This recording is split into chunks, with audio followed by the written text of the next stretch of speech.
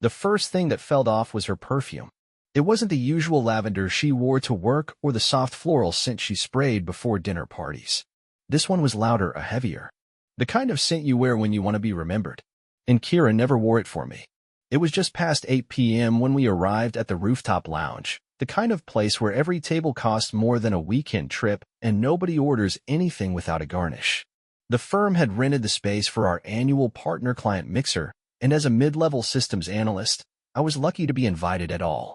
But Kira, my wife of 7 years, had insisted she come along. To support you, she said.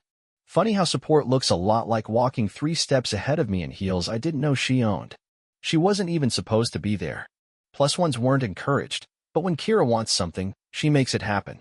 She has this way of commanding a room before she speaks. That night, she didn't speak much to me at all. Instead, she found him. I didn't know who he was at first. A tall man with an expensive smile, standing near the balcony, laughing like he owned the view. Kira locked eyes with him from across the room before I could even take off my coat. She brushed past me like I was a stranger and made her way to his side, barely glancing back. I stood there holding 2 glasses of sparkling water, one for her, one for me. She never came back for hers. They didn't touch, at least not in the way that gets talked about later. But her laughter, his hand on her back, the way she leaned in as if he was telling her something too private for the rest of us, it burned hotter than any kiss. I still thought maybe I was overthinking. Maybe it was business talk. Maybe she was networking. Until she turned to the group, a few of my coworkers, my manager, and the CEO himself, and said the words that emptied the floor beneath me. Don't mind him. Jasper doesn't care about these events. He just tags along because someone told him he matters. Jasper. That's me. They laughed. She smiled like it was harmless. And I? I didn't say a word. I didn't flinch. I simply placed her untouched drink on the nearest table, turned around, and walked out. I didn't wait for dessert. I didn't wait for her. She didn't see my face, but I saw hers, reflected in the mirrored bar wall. She looked surprised, but not sorry. I didn't go home. I walked. Not because I had a plan, or even a destination. Just away, from the hotel, from the guests, from the smirking face of the man she whispered to like I hadn't stood beside her just 20 minutes before. My phone buzzed twice. I didn't check. The third time, I turned it off entirely. There's something strange about city nights when your chest is full of heat and your hands are freezing. I remember passing a bakery that was closing for the night, its neon sign buzzing half-dead in the window. A man was locking up, humming to himself. Peaceful. Normal. I wondered what it felt like to go home to someone who still saw you. I ended up at a bench outside our old train station. That place meant something to us once. Kira and I used to meet there during the first year of dating, when we still got nervous around each other. When she'd text me, I'm 5 minutes away, and I'd pretend I hadn't already been waiting 15. When a glance from her meant more than all the praise in the world. Now she couldn't even glance in my direction without turning it into a performance. That laugh, that line, that smug look she gave the group, as if she wanted to prove something. Like she needed to publicly confirm I was disposable. I sat there for over an hour, no coat, just the air and the memory of how things used to be. And you know what kept playing in my head? Not the insult, not the crowd, but the moment just before it, the flicker of her eyes when she spotted that guy across the room. It wasn't surprise. It was expectation. She came there hoping to see him. That much was clear. I kept thinking, how long? How many other events? How many text messages deleted, hotel receipts thrown out, shower scents that didn't belong to me? Kira always kept a passcode on her phone. Said it was for privacy. I respected that, until I realized privacy was just the polite word for secrets. Eventually, I stood up and made one decision. I wasn't going back to that apartment. Not tonight. Instead, I checked into a quiet business hotel just outside the city, under a name I hadn't used in years, my mother's maiden name. I paid in cash. Not because I was hiding, but because I needed one night where no one knew who I was. No, Mr. Ryland. No, Kira's husband. Just a man staring at the ceiling of a room that smelled like lemon disinfectant, wondering when exactly his wife stopped loving him, and why she had to humiliate him to feel powerful. At 2:47 a.m., my phone, now turned on but face down, lit up with a voicemail. It was Kira. Voice unsteady, but not panicked. Calm. Practiced. Jasper, I think we should talk when you get home. Call me in the morning. Please don't make a scene. That last sentence broke me in half. Not I'm sorry. Not, I didn't mean it. Just, Don't make a scene. Even now, I'm not sure what hurts more, what she said at that party, or how little she seemed to care about the fallout. I didn't call her back. I watched the city lights fade out through the hotel window and made a promise to myself. I wasn't going to beg for clarity. She'd show me everything I needed to know, if I just stayed quiet long enough. Morning came without mercy. No dreams, no rest. Just a gray sliver of daylight crawling across the carpeted floor of that stale hotel room. I hadn't moved all night. I was still in my dress shirt, half-buttoned, shoes on, phone face down beside me like a silent witness to the unraveling of everything I thought I understood. I didn't go to work. I didn't check my email. The thought of sitting across from coworkers who had heard what she said, pretending like it hadn't shattered something in me, made my skin crawl. Instead, I stared at the ceiling fan and thought about how love becomes humiliation in real time. How the woman you once trusted with your every secret could transform into a stranger, right in front of the people you work with. I finally checked my phone around 9:30 a.m. 3 missed calls. 2 texts from her. Kira, where are you? Kira, we need to talk. Please don't overreact. Overreact. Right. Funny how the person swinging the knife always thinks the bleeding is dramatic. I didn't answer. I showered, shaved, and left the hotel like nothing had happened. There was no plan, but my gut told me not to go home yet. Something was off, deeper than just a cruel comment at a party. I knew Kira, and I knew when she was hiding something. The first place I went, her gym, a boutique wellness center tucked between a wine bar and a nail salon in an upscale part of town. I remembered her mentioning it weeks ago, how she was training privately with a coach named Devin. I hadn't thought anything of it then, but now, it echoed differently. I waited in my car across the street, sipping a bitter coffee and watching the door. 30 minutes passed before I saw her, tight black leggings, a zip-up jacket, earbuds in, walking with the exact same bounce she used to have when she was happy to see me. Only now, she wasn't looking around for me. She was looking down at her phone. And then, he came out. I recognized him instantly. The man from the party. The one with the expensive watch and perfect teeth. He wasn't dressed like a trainer. He wasn't sweaty. And he didn't have that professional distance I'd expect from a coach. No clipboard, no towel. Just swagger. They didn't kiss. But she smiled at him. That same smile. The one that used to belong to me. He leaned in, whispered something, and she laughed. Not a guilty laugh. Not awkward. Comfortable. Intimate. Rehearsed. They walked toward the corner together. She didn't even glance back.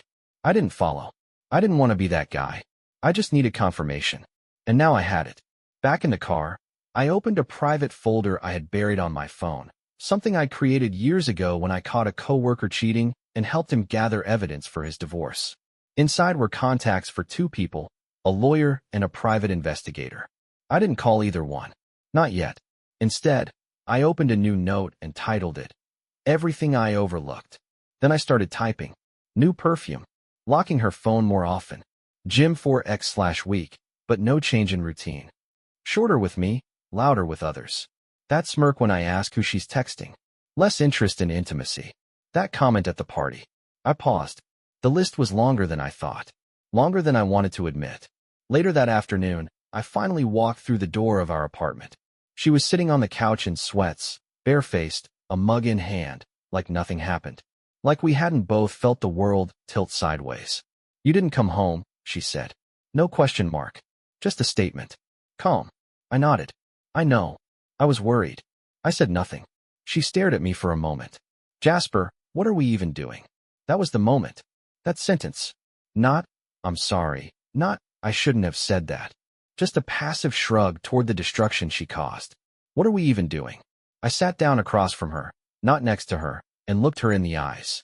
You tell me, I said. Because I'm the guy who held your hand through your mother's chemo, who worked weekends so we could afford this place, who picked up your father from the ER when you didn't want to see him drunk. I'm that guy? And yesterday, in front of my colleagues, you reduced me to a joke. She looked at me like I was speaking a foreign language.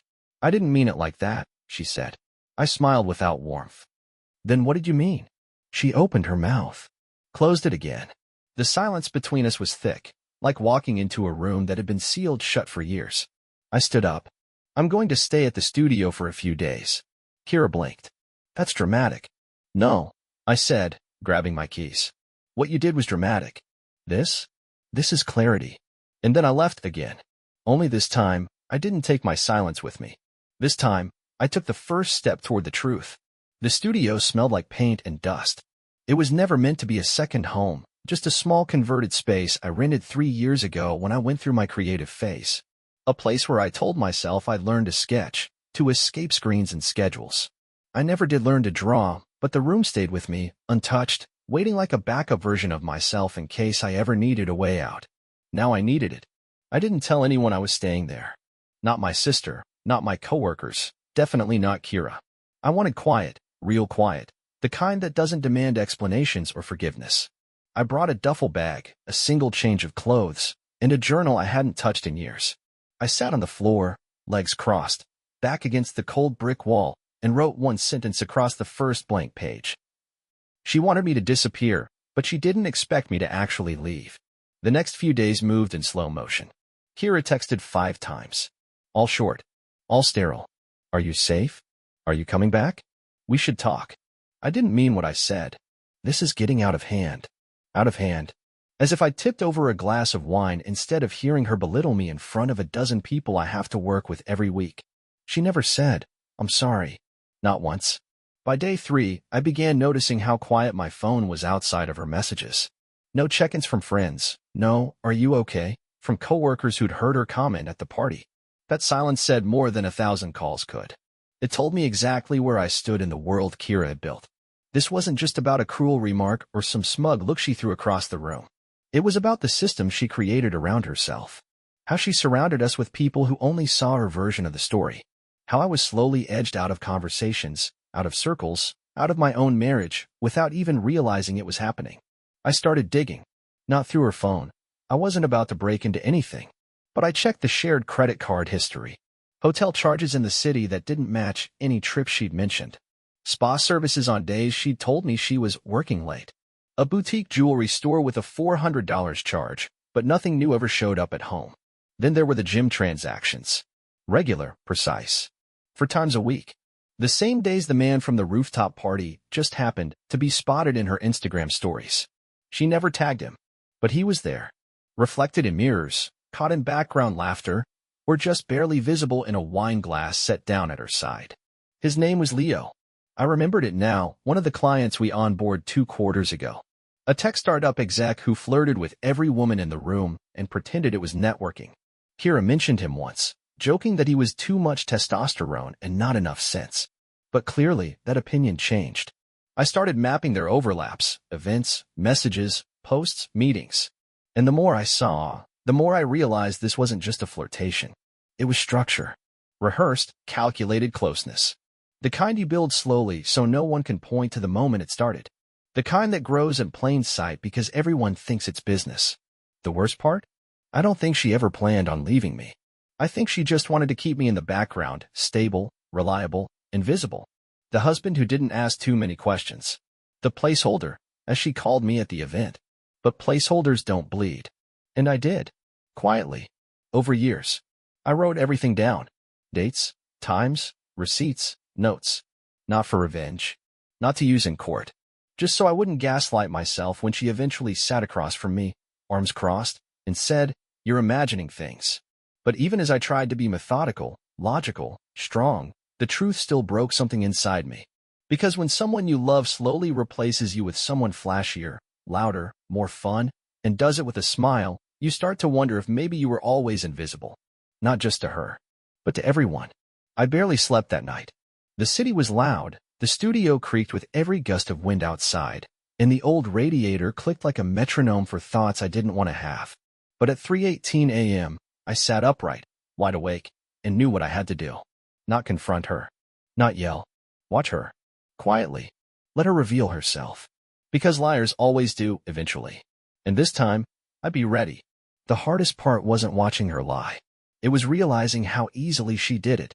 The grace with which she tucked her deceptions into everyday sentences, like folding knives into gift wrap. Not dramatic, not wild, just fluent. Effortless. I went home on a Friday, for days after I left. Not to stay, just to observe. I had a plan now. I walked in around 6 p.m., unannounced. The key still worked. I heard the quiet shuffle of music in the background. One of those ambient playlists she always claimed helped her unwind. She didn't hear me enter right away. Her voice reached me first.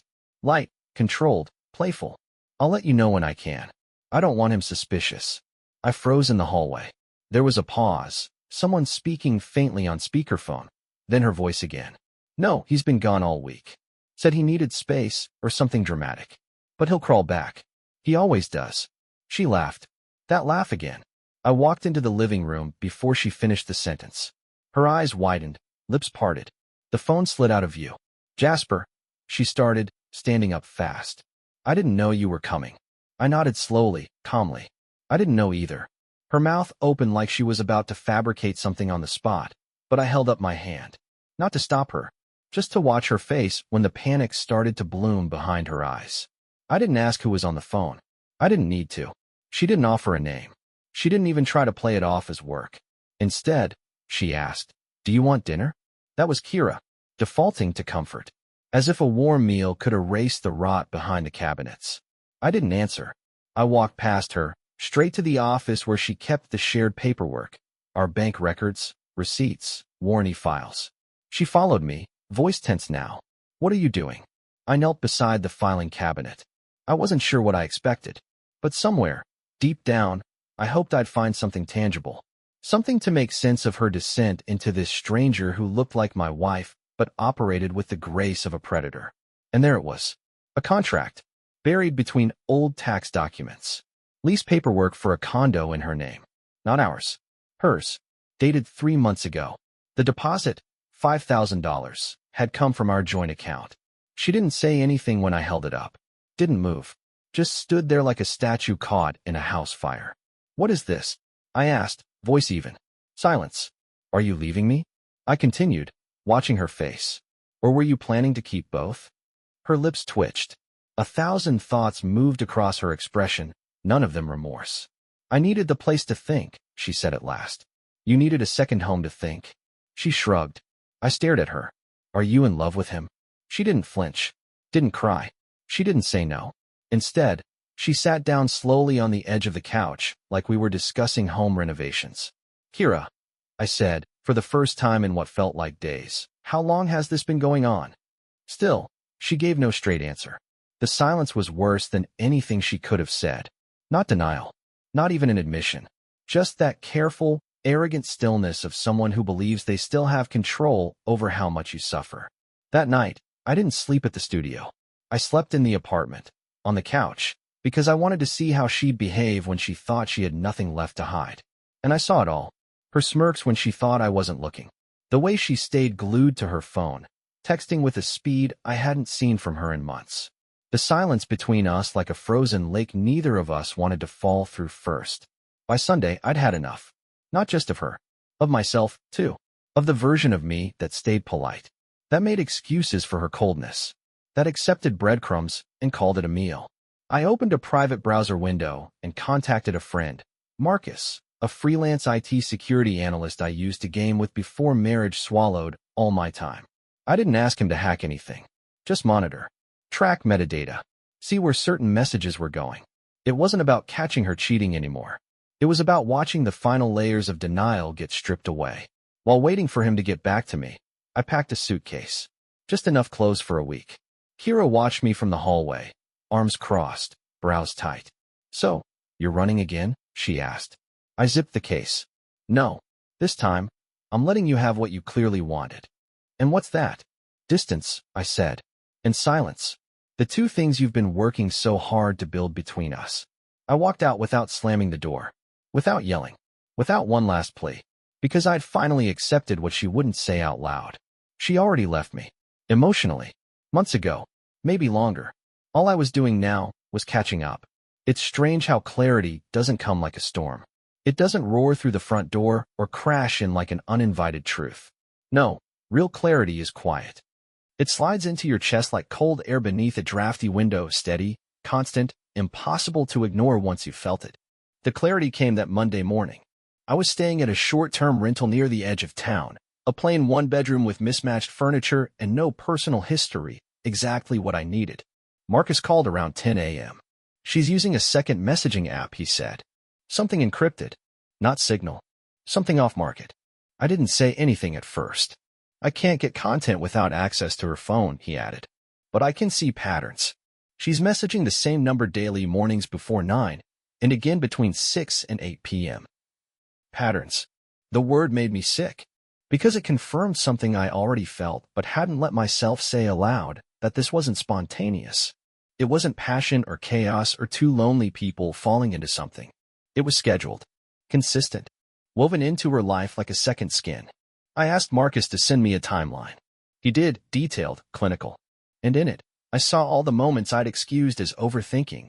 Nights she came home, drained from work. Mornings she left early for morning yoga. Weekends where she needed time to decompress. All rehearsed. All structured around him. Leo. And still, part of me didn't want to believe it.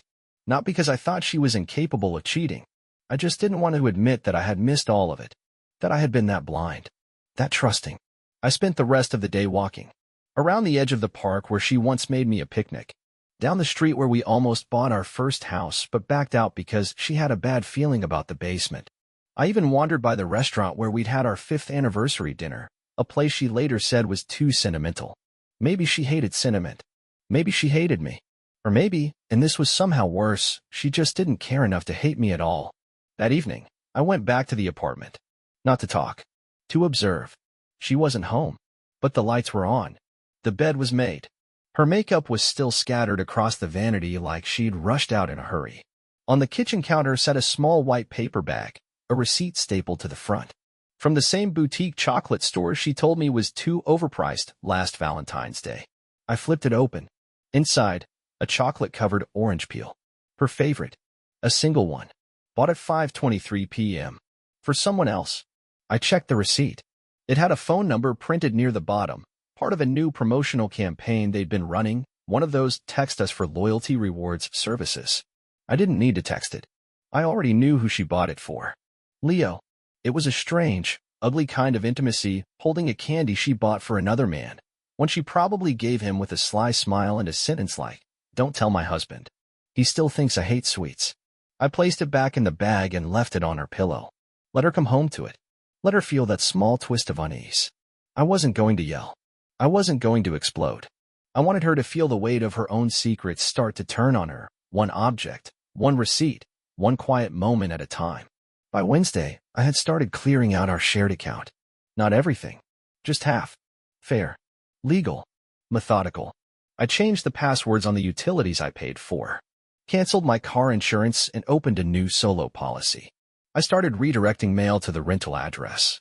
Little things, invisible things. Things she wouldn't notice until she needed something and found nothing there. She still hadn't asked where I was staying. That told me everything I needed to know. Late that night, Marcus sent a file, screenshots of metadata logs, visual graphs. I stared at them like they were some kind of heartbeat monitor for a dying marriage. Her digital shadow was so precise, so disciplined, it could have been mistaken for a calendar assistant. But one entry stood out. An address. Not ours. Not his condo.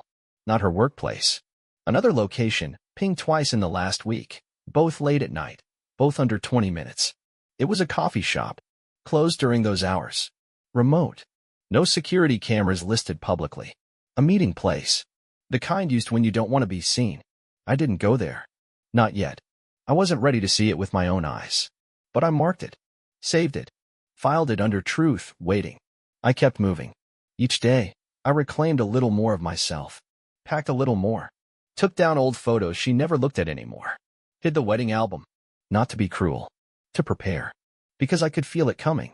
The moment where I wouldn't be able to pretend anymore. Where she wouldn't be able to either.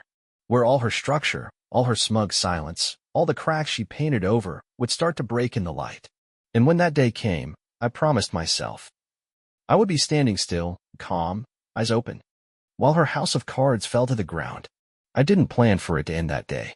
But it did. Not with a scream or some final betrayal caught on camera. No. That would have been too easy. Too dramatic. The end came like it started, with words said too loudly, in a place where people were meant to pretend they weren't listening. It was Friday again. 1 full week since the rooftop event. A quiet storm of a week, where I moved more pieces in the background than she could ever imagine. The studio was now my base. I had a new bank account, a new mailing address, a new lease signed under my name only. Kira didn't ask where I was staying, not even once. She had no idea that the silence wasn't avoidance. It was intention. That morning, I sent her a text. "I'll stop by your office later. I have something for you." She replied 30 minutes later. "Can we not do this today?" She didn't know what this was. She just felt it. That something was coming. I waited until 4:15 p.m., just after her team usually returned from lunch, but before most of them left for home. I walked into the lobby of her firm, passed through security with my old badge from a client event months back, never turned it in, and made my way toward the corner glass conference room they like to use for end-of-week wrap-ups. She was in there. So was he. Leo. He stood next to her, leaning close like he always did, hands tucked in his pockets like he was trying to seem casual but failing. She was talking to a few other coworkers, laughing God, always laughing, and then he said something into her ear, and she touched his wrist. Light. Familiar. It was such a small gesture. But it was everything. I didn't go in. Instead, I walked to the reception desk, handed the woman there a sealed manila envelope, and said calmly, "Please give this to Kira Granger. It's personal." Inside the envelope was a printout of the condo lease, the boutique chocolate receipt, a screenshot of the calendar sync showing her recurring morning meetings with Leo's initials attached, a copy of the message metadata Marcus tracked, a note I had handwritten on the back of a blank bank statement that simply said, "You never had to love me, but you didn't have to humiliate me." And then I walked out. I wasn't interested in the reaction. That's not why I came. I wanted her to know, really know, that I saw her. Not just the cheating, the system, the performance, the arrogance, the belief that she could hide behind laughter and sarcasm and carefully chosen silences, and no one would ever truly hold up a mirror. As I left the building, I saw her through the glass. She had the envelope in her hand now. Her face was frozen. Not ashamed. Not afraid. Just caught. For the first time since this whole thing began, Kira looked like she didn't have a script. I went home. The studio. Sat on the floor and waited. I expected a call. I expected rage. Tears. Accusations. Denials. But I didn't expect what I got instead. An hour later, a knock at the studio door. I opened it. She stood there. Not dressed to impress. No heels. No makeup. Just her. The version of her I hadn't seen in years. The real one. Or what was left of her. "You read everything," she said. I nodded. She didn't ask how. She didn't try to talk her way out of it. For the first time in months, she didn't have anything rehearsed. "I didn't mean for it to happen," she said. I stepped aside and let her in. She looked around like she didn't recognize it. The small desk, the cracked floorboards, the scent of dust and quiet and solitude. It was too real for her. Too still. "How long?" I asked, not because I needed to know, but because I needed to hear her say it. She swallowed. "Since February." That was 7 months ago. 7 months of sitting across from me at dinner, smiling while texting him under the table. 7 months of calling me too sensitive when I asked why she wasn't home until midnight. 7 months of taking and planning her exit while pretending to be undecided. "I thought you'd be okay," she said quietly. "You're always okay." That broke something in me. Not anger. Not grief. Just exhaustion. "Is that how you justified it?" I asked. "You told yourself I'd survive it, so it wasn't really betrayal?" She didn't respond. "You made me look small in front of people I work with. You stripped every ounce of respect from me, and you laughed while doing it. And you think the problem is that I'm okay?" I didn't know how to stop, she said. I got caught in it. With him, it felt. I held up a hand. "Don't." I didn't want to hear about how he made her feel alive, how he saw her, how I was dependable but boring. I'd written the speech in my head 1,000 times, and I wasn't going to let her deliver it. She sat down across from me. Quiet. Small. Not the Kira I knew. Not even the Kira I hated. Just a woman who finally saw that her game had limits. I stood up, walked to the small safe in the corner, pulled out a document, and handed it to her. Divorce papers. Already drafted. Simple, fair, clean. She looked down at them. Her hands didn't shake. She didn't cry. "All signed," she said. That was it. No begging. No apology. No real acknowledgement of what she destroyed. She had wanted freedom. And now she had it. But she looked more trapped in that moment than I'd ever seen her. As she stood to leave, she turned to me. "I don't think I ever deserved you." I didn't respond. Because it didn't matter what she deserved anymore. She opened the door. And then she was gone. No slamming. No screams. Just silence. Just like the way I left the rooftop party 1 week ago. The studio was quiet again. That kind of quiet you don't notice until your chest finally unclenches. She was gone. The divorce papers had been sent off to her lawyer. There was nothing left to fight about. No more staged phone calls. No more, we need to talk. No more pretending. Hero was officially out of my life. But I wasn't empty. I expected to feel hollow. I thought when it ended, when she walked away and didn't look back, I'd be left holding the weight of everything she took with her. But the truth? She didn't take anything I couldn't rebuild. She took my peace for a while, but now I sleep. Deep, uninterrupted sleep. I don't wake up wondering where she is, or whether the look on her face meant something else. She took my image in the eyes of others, but I realized, the people who laughed at that party, they were never mine to begin with. They weren't laughing because I was weak. They were laughing because they were empty, and emptiness always claps when someone else bleeds. Let them stay in that circle. She took my routine and left me room for better ones. Morning runs replaced pacing hallways. I started journaling again, reading books I never finished. I went to therapy once, not to cry, but to understand. Not about her. About me. Why I stayed silent. Why I tolerated crumbs. Why I believed that being easy to love meant I had to be easy to forget, too. Turns out, I'm not forgettable. Not to the right people. A few weeks later, I bumped into someone I hadn't seen in years. Elaine. She used to work in the same department before moving out of state. We grabbed coffee. No pressure. No expectations. Just two people talking without pretending. She looked me in the eye and said, "You look lighter." It stopped me. Because it was true. I wasn't the man who left that rooftop party with a broken heart. I was the man who walked away from it while everyone else stayed behind, pretending their smiles weren't masks. Kira never called again. Never wrote. Never apologized. And you know what? I'm glad. Because closure didn't come from her words. It came from me choosing not to need them. I stopped living like I was the aftermath of someone else's mistake. I stopped defining myself by what she lacked. I stopped asking, why wasn't I enough? And started asking, why did I think her validation was the ceiling of my worth? It wasn't. It never was. Somewhere along the way, I stopped being her husband and started being myself again. Not the man who watched from the sidelines. Not the placeholder she whispered about behind my back. Not the broken voice in a marriage that spoke over him every time he stood up. I'm not him anymore. Now, I wake up and breathe without hesitation. Now, I speak and don't second-guess the weight of my words. Now, I look in the mirror and don't see a man who was left. I see a man who let her go. She said I was a safe bet. She said I'd always crawl back. She said I'd be fine. She was right about one thing. I am fine. But not because she said so. Because I chose to be.